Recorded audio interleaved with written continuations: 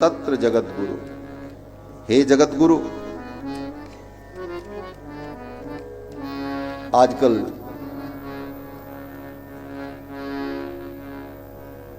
जगत गुरु की भी लड़ाई चल रही। एक सज्जन ऐसे हैं, वो कहते हैं हम ही एकमात्र जगत गुरु हैं। कहते हैं हम ही एकमात्र जगत गुरु हैं क्योंकि हमने प्रस्थानत्रयी पर भाष्य लिखा। जो प्रस्थानत्रयी पर भाष्य लिखे वो जगत गुरु होता है। तो उन्हीं जगत गुरु से पूछा जाए कि प्रयाग कुंभ के अवसर पर जिसको आपने जगत गुरु बनाया, पट्टाभिषेक किया, क्या उन्होंने प्रस्थानत्रयी पर भाष्य लिखा था? उनका भाष्य आपने देखा? और भाष्य लिखने की जरूरत किसे पड़ती? जो मूल सिद्धांत की स्थापना करता है वो भाष्यकार कहलाता है। भाष्य लिखना ही बहुत बड़ी बात नहीं है।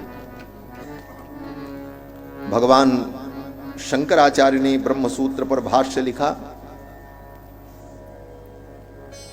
और अद्वैत सिद्धांत की स्थापना की। आज तक इतने वर्ष हो गए, कई शताब्दियां बीत गईं, भगवान शंकराचार्य की उस पवित्र परंपरा में एक से एक बड़े बड़े विद्वान हुए जिनके अंदर भाष्य रचने की क्षमता थी, लेकिन किसी ने भाष्य नहीं लिखा। क्यों? बोले भगवान शंकराचार्य ने जो सिद्धांत हमको दिया है हम उसी का अनुसरण करेंगे, वह सिद्धांत हम स्वीकार करते हैं। उसी प्रकार भगवान श्री रामानुजाचार्य ने भाष्य लिखा। 1000 वर्ष बीत गए। श्री वेदांत देशिक स्वामी वरदाचार्य, लोकाचार्य वरबर मुनिस्वामी जैसे महापुरुष हुए, लेकिन किसी ने भाष्य नहीं लिखा। क्यों? बोले हमारे आचार्य ने जो लिखा है हम उसी को स्वीकार करते हैं, उसी का अनुकरण करते हैं। तो फिर आपको भाष्य लिखने की जरूरत क्यों पड़ी? इसका मतलब कि आपने अपने आचार्य भगवान रामानंदाचार्य के भाष्य को स्वीकार नहीं किया, इसलिए आपको भाष्य लिखने की। और जब उनके भाष्य को आपने स्वीकार नहीं किया, जो जिस आचार्य के भाष्य को स्वीकार करके उस परंपरा का निर्वाह करता है वही उस संप्रदाय में आचार्य के रूप में माना जाता है। तो जब आचार्य रामानंद के भाष्य को आपने स्वीकार नहीं किया और आपने अलग से अपना भाष्य बनाया, तो फिर आप अपने को जगत गुरु रामानंदाचार्य कैसे कह सकते हैं? बहुत सारी बातें हैं, ये विषयांतर होना ठीक नहीं है, लेकिन अब क्या करें, बुद्धि में कोई बात आ जाती है तो कहना ही पड़ता है। पहली बात तो विकलांग व्यक्ति को आचार्य पद पर बैठने का अधिकार ही नहीं होता, वो आचार्य हो ही नहीं सकता। उठा करके शास्त्र पढ़ ले। अंगहीन, क्षण, नपुंसक, इनको आचार्य बनने का अधिकार ही नहीं। तो ऐसे लोग जब आचार्य बनेंगे तो इसी तरह उपद्रव खड़ा होगा समाज में, जो उपद्रव आज खड़ा है। और जब विद्या का अभिमान हो जाता है तो वह विद्या केवल दूसरों का अपमान करने के लिए होती है। वस्तुतः विद्या लोगों के अज्ञान को दूर करने के लिए होना चाहिए। विद्या विवाद के लिए नहीं। विद्या विवादाय धनम मदाय शक्ति ही परेशान परिपीडनाय खलस्य साधो विपरीतमेतत् ज्ञानाय दानाय च रक्षणाय। शास्त्र कहता है विद्या किस लिए होती है? विवाद के लिए। अगर विवाद के लिए विद्या है कि हम बहुत बड़े विद्वान हैं, हमारे सामने वो संस्कृत नहीं बोल सकते, हमारे सामने एक शब्द नहीं बोल सकते, बोले तो ये विद्या विवाद के लिए अगर तुम्हारे पास है तो वो विद्या खल की विद्या है। विद्या विवादाय धनम मदाय। भगवान ने आपको धन दिया है, लेकिन धन का घमंड हो जाए कि हम बहुत बड़े धनपति हैं, और दीनहीन गरीबों का तुम अपमान करते चलो अपने धन के अहंकार में, तो वो मद के लिए तुम्हारा जो धन है। विद्या विवादाय धनम मदाय शक्ति ही परेशान परिपीडनाय। और भगवान ने तुमको शक्ति दी है, तो शक्ति का मतलब ये नहीं है कि तुम दूसरे को मारते चलो, कूचते चलो, पीटते चलो, जिसको चाहो उसको ढकेलते चलो। बोले तब, बोले ये 3 लक्षण दुष्टों के। विद्या मिल जाए तो विवाद करे, धन मिल जाए तो अभिमान से मत्त होकर के ढूंढे घूमे, और शरीर में शक्ति हो तो दूसरे को दुख दे। विद्या विवादाय धनम मदाय शक्ति परेशान परिपीडनाय खलस्य, ये खल का लक्षण है, दुष्ट का लक्षण है, साधु का लक्षण। खलस्य साधो, और साधु का लक्षण क्या है? बोले ज्ञानाय दानाय च रक्षणाय। अगर विद्या दी है भगवान ने तो उस विद्या से तुम लोगों को ज्ञान दो, ज्ञानाय। दानाय, अगर धन दिया है भगवान ने तो धन का घमंड मत करो, धन का दान करो। ज्ञानाय दानाय च रक्षणाय, अगर शक्ति भगवान ने दी है तो भगवान की दी शक्ति के द्वारा आप दीनहीनों की रक्षा करो, जो दुखी हैं उनके दुख को दूर करो। ये साधु का लक्षण है। तो ऐसे अहंकार में मस्त, हमसे बड़ा कोई नहीं, कौन्योस्य सदृशो मया, मेरे समान कौन है। और जब कहीं किसी की बात भी आएगी तो क्या होगा? बोले वो मेरे पुत्र के समान है, वो मेरे बेटे के समान है, वो मेरे भाई के समान है, वो मेरे मित्र हैं। आज तक कोई तुम्हारे गुरु के समान इस धरती पर पैदा नहीं हुआ। ये अहंकार है, अहंकार का ज्वलंत उदाहरण है।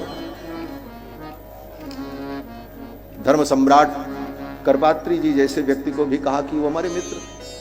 धर्म सम्राट स्वामी करपात्री जी का जब शरीर पूर्ण हुआ था, आज लगभग 44-45 वर्ष पहले, और तब वो 80-85 वर्ष की अवस्था में धर्म सम्राट जी ने शरीर त्यागा। तब आपकी अवस्था तो 25-35 साल की रही होगी, तो 85 साल व्यक्ति से तुम्हारी मित्रता थी?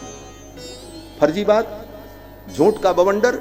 वो हमारे मित्र थे, वो हमारे मित्र थे, वो हमारे मित्र थे। 1.5 लाख पेज मुझे याद है, 1.5 लाख पेज याद है। तो ये कहने की जरूरत नहीं है, ये दिखाने की जरूरत है करके। कोई परीक्षा ले तुम्हारी तब पता चले। तो ये सब अभिमान उचित नहीं। किसी साधु संत की आलोचना भी उचित नहीं। उनको संस्कृत नहीं आती, मेरे सामने एक शब्द संस्कृत का बोल दें, अरे भाई, संस्कृत में ही अगर सब कुछ बोलने का गौरव हो तो फिर तो बौद्धों के जितने ग्रंथ हैं वो बहुत सारे ग्रंथ संस्कृत में लिखे। हमारे श्री बरबर मुनि स्वामी जी महाराज कहते हैं कि संस्कृत के ग्रंथ में ही अगर संपूर्ण गौरव है तो फिर तो बौद्धों के ग्रंथ भी बहुत सारे संस्कृत में हैं, तो क्या उनको हम प्रमाण मान लें? और हमारे पूर्वाचार्यों के ग्रंथ लोक भाषा में हैं, तो लोक भाषा में भी गाए गए उनके शब्द वेद तुल्य माने जाते हैं। आज भी द्राविणामनाय का हम लोग अनुसंधान करते हैं। गोस्वामी तुलसीदास जी ने लोक भाषा में विनय पत्रिका में और कवितावली गीतावली में भगवान के गुण को गाया, और वेद के समान हम उसका आदर करते हैं और उसका सम्मान करते हैं, नहीं करते? इसलिए, और ये सब क्यों है? यहां तक कि लिखा, ये कहने के लिए मुझे आज बोलना इसलिए पड़ा कि मुझे बड़ी वेदना हुई। जिस ब्रह्म सूत्र के भाष्य की वो बात करते हैं कि मैंने भाष्य लिखा, वो भाष्य क्या है? सामान्य आदमी तो नहीं जान पाता, लेकिन विद्वान तो जानते हैं कि वो केवल कचड़ा है और कुछ नहीं। उस भाष्य में उन्होंने लिखा है कि शंकराचार्य, रामानुजाचार्य, वल्लभाचार्य अंधे थे। पेज मैं बताऊंगा, 149 पेज पर पढ़ लें आप जाकर के भाष्य। शंकराचार्य अंधे थे, रामानुजाचार्य अंधे थे, वल्लभाचार्य अंधे थे। अंधे तो तुम हो। अंधे को सारी दुनिया अंधा दिखाई पड़ती। इतने बड़े महापुरुषों के ऊपर इतना बड़ा कटाक्ष, वो अंधे थे। इसलिए ये अभिमान पतन का हेतु होता है। सारी कीर्ति नष्ट हो जाती है जीवन में ही व्यक्ति की। इसलिए अभिमान से रहित होकर भगवान गोविंद के चरणों की भक्ति करें। भगवान के चरणों में प्रेम हो और सब में भगवत दर्शन हो। अगर सब में भगवान दिखने लग जाएंगे, सिय राम में सब जग जानी, करो प्रणाम जोर जुग पानी, तो किसका विरोध करोगे? क्यों करोगे? क्यों विरोध? हनुमान जी महाराज कहते हैं, निज प्रभु मैं देखहि जगत के हिसन करहि विरोध। निज प्रभु मैं देखहि जगत। गोस्वामी जी महाराज कहते हैं, निज प्रभु मैं देखहि जगत के हिसन करहि विरोध। इसलिए बंधुओं, इस प्रकार से भगवान के चरणों में अपने मन को लगाना चाहिए और किसी भी आचार्य, परंपरागत आचार्य की निंदा अहंकार में पड़कर करना, यह सनातन धर्म का सनातन धर्म के ह्रास का कारण बनेगा। और आज के इस युग में जब चारों तरफ से सनातन धर्म के ऊपर आक्रमण हो रहा है, बड़े बड़े विधर्मी, बड़ी बड़ी संस्थाएं विदेशों से धन ला करके भारतवर्ष में अपने अपने मत और पंथ के प्रचार के लिए प्रयत्नशील हैं और चारों तरफ से सनातन धर्म के ऊपर आक्रमण हो रहा है, ऐसी परिस्थिति में सभी सनातन धर्मावलंबी आचार्यों को अपने व्यक्तिगत ईर्ष्या द्वेष से ऊपर उठकर सामूहिक रूप से मिलकर के सनातन धर्म की रक्षा का प्रयत्न करना, जिससे समाज में एक संदेश, अच्छा संदेश जाए, जिससे समाज का कल्याण हो, राष्ट्र का कल्याण हो। मैं निवेदन कर रहा था, कुंती ने कहा, हे भगवान आप कृपा करो, विपदः सन्तु नः सस्वत् तत्र तत्र जगत गुरु। ये जगत गुरु पे ही जगत गुरु की बात आ गई है? कहते हैं कि एकमात्र हम ही जगत गुरु। अब जगत गुरु शब्द का दो अर्थ होता है, थोड़ी बात और भी कह दें, अब जो कह रहे हैं तो काहे को छोड़ना, पूरी बात कह। जगत गुरु शब्द का दो अर्थ होता है, जो जगत में पूज्य हो, जगत में वंदनीय हो, उसको कहते हैं जगत गुरु, और जो जगत का स्वामी हो उसको भी कहते हैं जगत गुरु। तो भगवान के लिए जो जगत गुरु शब्द का प्रयोग होता है वह दोनों अर्थ में होता है। भगवान जगत पूज्य हैं और जगत के स्वामी। कृष्णम वंदे जगत गुरु, जगत गुरुम च शाश्वतम तुरीयमेव केवलम। लेकिन भगवान के अतिरिक्त अगर कोई जगत गुरु है तो वह जगत में पूज्य है, वंदनीय है, इस दृष्टि से वो जगत गुरु है। और जो दूसरा अर्थ है जगत के स्वामी के रूप में, बोले वो अर्थ अगर मानो तो फिर वो माया के कारण है, वो माया के कारण अपने को जगत का स्वामी मान रहा है। ब्रह्मा जी ने आगे कहा है भागवत में, यन मायया दुर्जयया माम ब्रुवंति जगत गुरुम। ब्रह्मा जी अपने पुत्र नारद से कहते हैं, नारद जो भगवान की माया से मोहित हैं वो मुझको ही जगत गुरु मान लेते हैं कि सारे जगत का स्वामी मैं हूं। तो भगवान की माया से मोहित प्राणी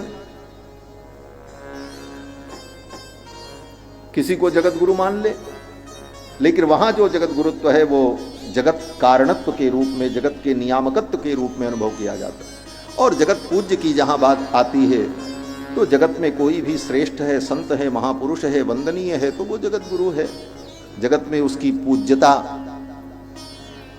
विद्यमान है, जगत में उसकी प्रतिष्ठा है। और ब्राह्मण तो ब्राह्मणो जायमानो ही पृथिव्याम अधिजायते।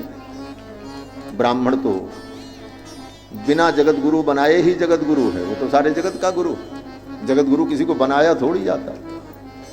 मनु जी महाराज मनुस्मृति में कहते हैं कि एतद् देश प्रसूतस्य सकाशाद अग्रजन्मनः स्वम स्वम चरित्रम शिक्षेरन पृथिव्याम सर्वमानवा।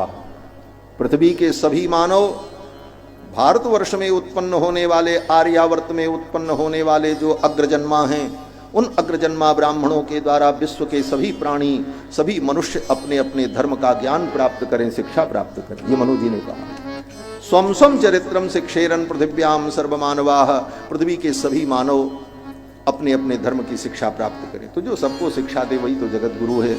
और ये जगत गुरुत्व ब्राह्मण में जन्मजात प्रतिष्ठित है, अगर उसके अंदर योग्यता है, तपस्या है और ज्ञान है।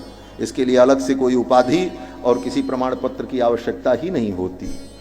तो बंधुओं, कुंती ने कहा कि भवतो दर्शनम यत् स्यात् अपुनर्भव दर्शनम। हे भगवान, हमको तो आप विपत्ति दे दो। भगवान ने कहा, क्यों? दुनिया में सभी भक्त संपत्ति मांगते हैं और आप विपत्ति मांग रही हो। कुंती बुआ ने कहा, विपत्ति में ही आपका दर्शन होता है। भवतो दर्शनम यत् स्यात्, आपका दर्शन कब होता है? बुलाओ बड़े बड़े विद्वानों को, व्याकरणाचार्य, वेदांताचार्य, न्यायाचार्य, सांख्य योग के आचार्य, बड़े बड़े ज्ञानियों को बुलाओ और इनसे पूछो कि आपके दर्शन की योग्यता कब आती है, आपके दर्शन की योग्यता जीव को कब मिलती है। आपका दर्शन कब होता है? तो ये सब बड़े बड़े विद्वान कहेंगे कि जब तक जीवन में विपत्ति नहीं आएगी तब तक भगवान का दर्शन नहीं होता। क्यों? बोले विपत्तियां आपका दर्शन कराती हैं, विपत्तियां ही जीव को आपकी ओर ले जाती हैं, नहीं तो संपत्ति में भूला भटका ये जीव कभी आपको याद ही न कर पाता। ये